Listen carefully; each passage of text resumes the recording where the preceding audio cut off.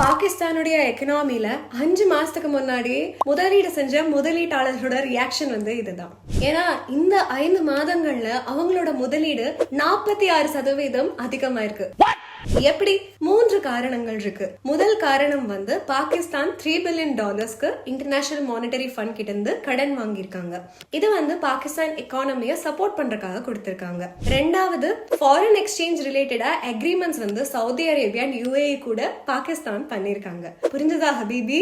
மூன்றாவது, பாகிஸ்தானுடைய கார்ப்பரேட் துறை ஸ்டெரியா பெர்ஃபார்மன்ஸ் கொடுத்திருக்கு Q2 FY24ல. இந்தியன் ஸ்டாக் மார்க்கெட் இதே சமயத்துல வெறும் 3% தான் வருவாய் கொடுத்திருக்கு. பட் கம்பேரிசன் ஃபேரா இருக்காது.